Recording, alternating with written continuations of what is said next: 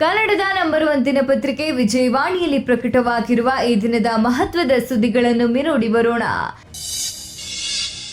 ರಾಜ್ಯ ಕಾಂಗ್ರೆಸ್ನಲ್ಲಿ ಈಗ ಉತ್ತರಾಧಿಕಾರತ್ವದ ಬಿರುಗಾಳಿ ಎದ್ದಿದೆ. ನವೆಂಬರ್ ಕ್ರಾಂತಿ ಅಧಿಕಾರ ಹಸ್ತಾಂತರದ ಕೂಗನ್ನ ಸಿಎಂ ಸಿದ್ದರಾಮಯ್ಯ ಪುತ್ರ ಡಾಕ್ಟರ್ ಯತೀಂದ್ರ ಅವರ ಹೇಳಿಕೆ ನುಂಗಿ ಹಾಕಿದೆ. ತಮ್ಮ ತಂದೆ ರಾಜಕೀಯದ ಕೊನೆ ಘಟ್ಟದಲ್ಲಿದ್ದು ವೈಚಾರಿಕ ಸಿದ್ಧಾಂತ ವಿಚಾರದಲ್ಲಿ ಸಚಿವ ಸತೀಶ್ ಜಾರಕಿಹೊಳಿ ಅವರೇ ಉತ್ತರಾಧಿಕಾರಿ ಎಂಬರ್ಥದಲ್ಲಿ ಯತೀಂದ್ರ ನೀಡಿರುವ ಹೇಳಿಕೆ ಈ ಕಂಪನದ ಕೇಂದ್ರ ಬಿಂದು. ಈ ಕುರಿತ ಒಟ್ಟಾರೆ ಬೆಳವಣಿಗೆಗೆ ಇಂದಿನ ಸಂಚಿಕೆ ಓದಿ.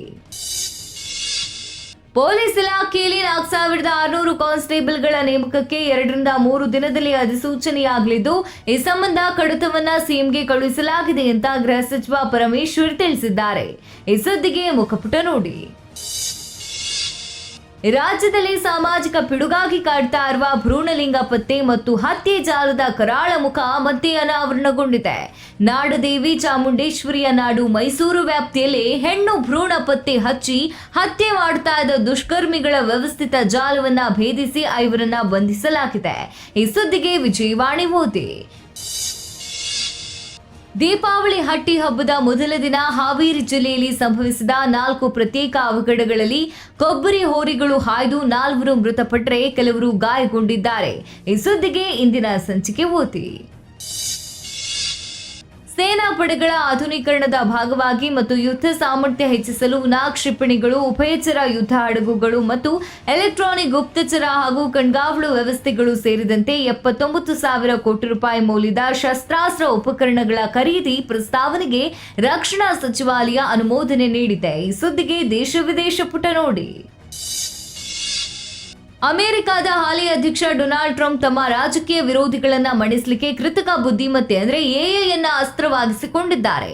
ಆದರೆ ಟ್ರಂಪ್ ವಿರುದ್ಧ ಜನರ ಆಕ್ರೋಶ ಹೆಚ್ಚುತ್ತಲೇ ಇದ್ದು, ಇತ್ತೀಚೆಗೆ ನಡೆದ ನೋ ಕಿಂಗ್ಸ್ ಪ್ರತಿಭಟನೆಯಲ್ಲಿ 76 ಲಕ್ಷ ಜನರು ಪಾಲ್ಗೊಂಡಿದ್ದೇ ಇದಕ್ಕೆ ಸಾಕ್ಷಿ. ಈ ಪ್ರತಿಭಟನೆಯ ಹಿಂದಿನ ಕಾರಣ ಅದು ಟ್ರಂಪ್ಗೆ ಸೃಷ್ಟಿಸಿರುವ ತಲ್ಲಣ ಮುಂದೇನಾಗಬಹುದು ಎಂಬುದರ ಅವಲೋಕನಕ್ಕೆ ಚಿಂತನಾ ಪುಟ ನೋಡಿ. ಅಪ್ರಾಪ್ತರನ್ನ ಒಳಗೊಂಡಿರುವ ಆಸ್ತಿ ವ್ಯವಹಾರ ಸಂಬಂಧ ಸುಪ್ರೀಂ ಕೋರ್ಟ್ ಅಕ್ಟೋಬರ್ 7ರಂದು ಮಹತ್ವದ ತೀರ್ಪನ್ನು ನೀಡಿದೆ. ಅದರ ಪ್ರಕಾರ 18 ವರ್ಷಕ್ಕಿಂತ ಕೆಳಗಿನ ಅಪ್ರಾಪ್ತರು ಪ್ರಾಪ್ತ ವಯಸ್ಸು ಹೊಂದಿದ ಬಳಿಕ ತಮ್ಮ ನೈಸರ್ಗಿಕ ಪಾಲಕರು ಮಾಡಿದ ಆಸ್ತಿ ವರ್ಗಾವಣೆ ದಾಖಲೆ ತ್ಯಜಿಸಲು ಕಾನೂನು ಮೊಕದ್ದಮೆ ಹೂಡುವುದು ಕಡ್ಡಾಯವಲ್ಲ ಅಂತ ಹೇಳಿದೆ. ಈ ಸುದ್ದಿಗೆ ದೇಶ ವಿದೇಶ ಪುಟ ನೋಡಿ. ಮಾಹಿತಿ ತಂತ್ರಜ್ಞಾನ ಮತ್ತು ಟೆಕ್ನಾಲಜಿ ಕಂಪನಿಗಳ ಷೇರುಗಳಲ್ಲಿನ ಭಾರೀ ಖರೀದಿಯಿಂದಾಗಿ ಗುರುವಾರ ಷೇರು ಮಾರುಕಟ್ಟೆ ತೀವ್ರ ಏರಿಕೆ ಕಂಡಿತಲ್ಲದೆ ಕೊನೆಯಲ್ಲಿ ಅಲ್ಪ ಹೆಚ್ಚಳ ದಾಖಲಿಸುವುದರೊಂದಿಗೆ ಮುಕ್ತಾಯ ಆಯಿತು. ಈ ಸುದ್ದಿಗೆ ಮನೆ ಮಾತು ನೋಡಿ.